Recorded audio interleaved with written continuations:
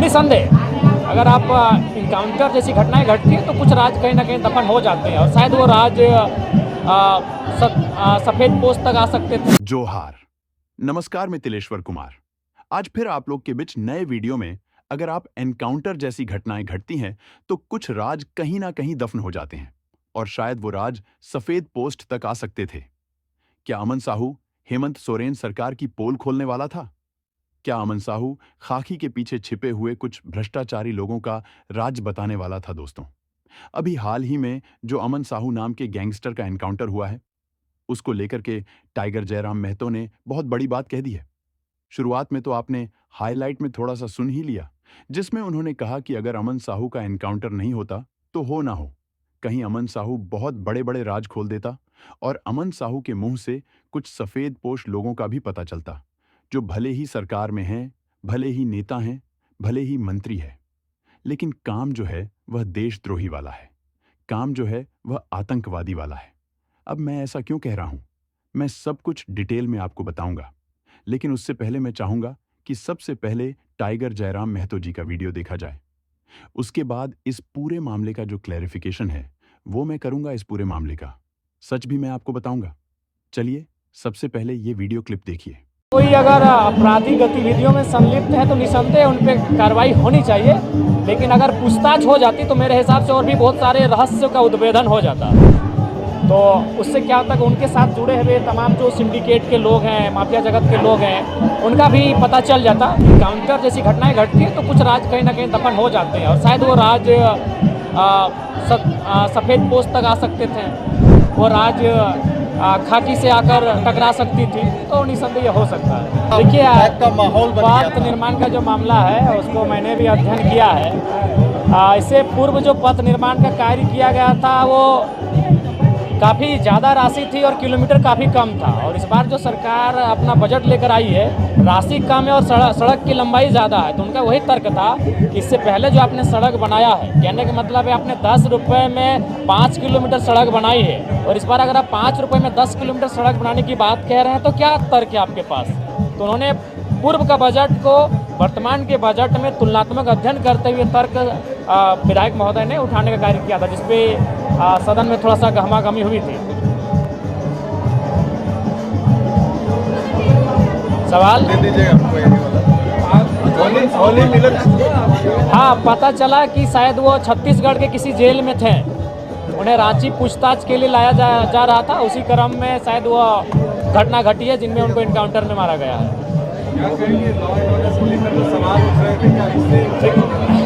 देखिए, अगर कोई आपराधिक गतिविधियों में संलिप्त है तो निसंदेह उन पर कार्रवाई होनी चाहिए, लेकिन अगर पूछताछ हो जाती तो मेरे हिसाब से और भी बहुत सारे रहस्यों का उद्भेदन हो जाता। तो उससे क्या होता कि उनके साथ जुड़े हुए तमाम जो सिंडिकेट के लोग हैं, माफिया जगत के लोग हैं, उनका भी पता चल जाता। लेकिन खैर, जो भी होता है कानून के दृष्टिकोण से, अगर वह माफियाओं पर या फिर आपराधिक तत्वों पर अगर नकेल कसते हैं तो ये अच्छी शुरुआत है। क्या जयराम जी मानते हैं कि कई राज दब गए हैं? निसंदेह अगर आप इनकाउंटर जैसी घटनाएं घटती हैं तो कुछ राज कहीं ना कहीं दफन हो जाते हैं और शायद वो राज सफ़ेद पोस्ट तक आ सकते थे, वो राज खाकी से आकर टकरा सकती थी, तो निसंदेह हो सकता है। होली मिलन समारोह यही है। देखिए, होली को लेकर ज़्यादा कोई उत्साहित नहीं है, आप लोग इसको कवर कर लीजिए। होली एक राजनीतिक होली का अर्थ तभी होगा जब राजनेताओं के माध्यम से जनता के जीवन में खुशियाँ आए। व्यक्तिगत होली आप मनाइए, परिवार के बीच होली मनाइए, लेकिन राजनीतिक होली मेरे हिसाब से तभी मनाई जाए जब राज्य की जनता खुशहाल हो। अभी आज महत्वपूर्ण बजट पे चर्चा हो रही थी जिनमें आपका भूमि विभाग का मामला था, और मैंने उस पर कहा भी कि आज अगर आप अंचल को दुरुस्त नहीं करते हैं तो हर एक घर में भाइयों के मध्य आज एक द्वंद्व चल रहा है। दावा की ज़मीन में दखल किसी और का है और कागज़ किसी और के नाम पर है, जो कि हर दूसरे परिवार में ये युद्ध चल रहा है। तो सरकार को इस पर चेतना चाहिए और ज़मीन संबंधित मामलों को दुरुस्त करना चाहिए। मैंने एक रमाशंकर विद्रोही की कविता को भी सुनाया था, आपको भी सुना देते हैं कि मैं किसान हूँ, आसमान में धान बो रहा हूँ, लोग कहते हैं आसमान में धान नहीं जमता है, तो कभी कहते हैं कि जब धरती में भगवान जम सकते हैं, या भगवान का मतलब सभी धर्म से लीजिए, ईश्वर, अल्लाह, खुदा, रब, वाहेगुरु सबसे, कि धरती में अगर भगवान जम सकता है तो आसमान में धान क्यों नहीं लग सकता है। अब तो या तो आसमान में धान उगेगा या फिर धरती से भगवान उठेगा। तो मैंने उस कविता को इसलिए एक कोट किया कि मैं ये बताना चाहता था कि आज देखिए, ईश्वर, अल्लाह या रब कहिए, ये मान्यता है कि चांद, सूरज, पृथ्वी, तारों को उसने बनाया है, और आज वो मंदिर, मस्जिद, चर्च, गुरुद्वारा के नाम पर लाखों लाख एकड़ जमीन में भगवान स्थापित हो चुके हैं। जब भगवान के लिए जमीन इंपॉर्टेंट है तो एक आम इंसान, एक मिडिल क्लास फैमिली के लिए जमीन का कितना इंपॉर्टेंस हो सकता है। मैं ये तर्क देने का प्रयास कर रहा था। इसीलिए मैंने कहा कि जितना भी आपका जो सीओ अंचल कार्यालय है, जहाँ जो समस्याएं हैं जमीन को लेकर, ऑनलाइन होने के बाद रसीद में, उन समस्याओं को दुरुस्त किया जाए। मैंने ये कहा जीएम लैंड, अभी भारतमाला प्रोजेक्ट को आप अध्ययन कीजिए, वो भारतमाला प्रोजेक्ट आपको बहुत कुछ कहेगा।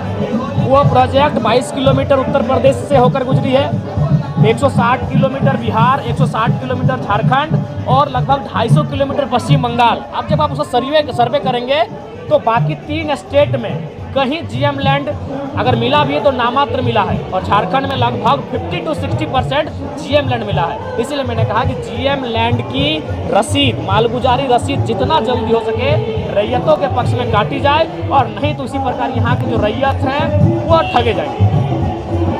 फगुआ मिलन समारोह में आप शामिल हो रहे हैं। अगर आपने वीडियो क्लिप देख लिया है तो टाइगर जयराम महतो जी के बातों को सुनने से आपको क्या लगा, जरूर बताइएगा। लेकिन अब मुझे जो क्या लगा, मैं अब आपको वो बताना चाहता हूं।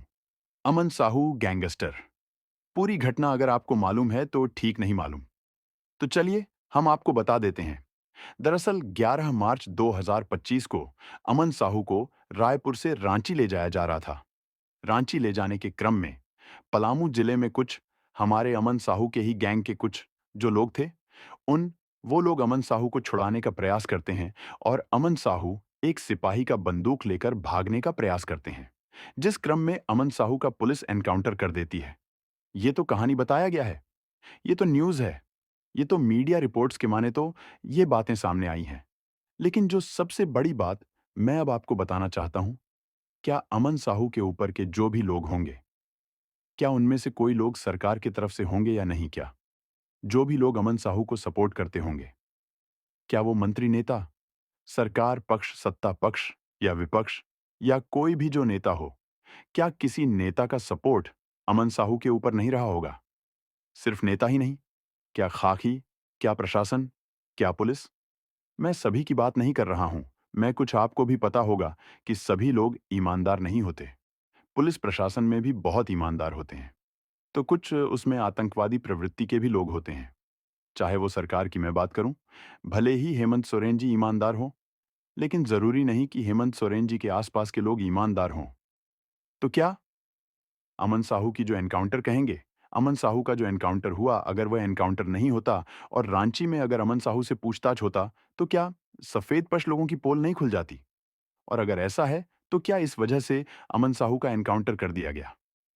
एक बड़ा सवाल है जो टाइगर जयराम महतो जी ने कहा, क्योंकि आपको भी पता है कि टाइगर जयराम महतो जी बहुत दूर तक का सोच लेते हैं, और बिल्कुल उन्होंने सही सोचा, सही कहा कि एक कोई भी गैंगस्टर, कोई भी बड़ा अपराधी कभी अकेला नहीं होता है। उसके ऊपर कोई ना कोई बड़ा हाथ तो जरूर होता है, क्योंकि बिना बड़ा हाथ के वो कोई बड़ा अंजाम नहीं दे सकता है। बड़े अपराध का या बड़े घटना को वह अंजाम नहीं दे सकता है। जैसे जो बताया गया है मीडिया रिपोर्ट्स के माने, तो अमन साहू जो है झारखंड और उसके अगल बगल के क्षेत्रों में काफी कुख्यात था, और बताया गया है कि अमन साहू के ऊपर हत्या, अपहरण और रंगदारी के 100 से भी अधिक मामले, और यहां तक कि अमन साहू के बारे में यह भी बताया गया है कि जो कोयला व्यापारी होते थे, उनसे वह रंगदारी वसूलते। तो अब बड़ा सवाल यह है कि अमन साहू का एनकाउंटर होना क्या, इसके पीछे का क्या असली वजह हो सकता है?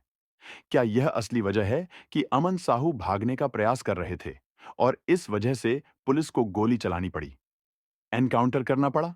या फिर अमन साहू से अगर पूछताछ हो जाती तो कोई बड़े बड़े लोगों का नाम पता चल जाता, बड़े बड़े राज खुल जाते? चलिए, यह सिर्फ एक सवाल है। मेरा आप लोग जरूर बताइएगा कि आप लोग इस विषय पर क्या सोचते हैं।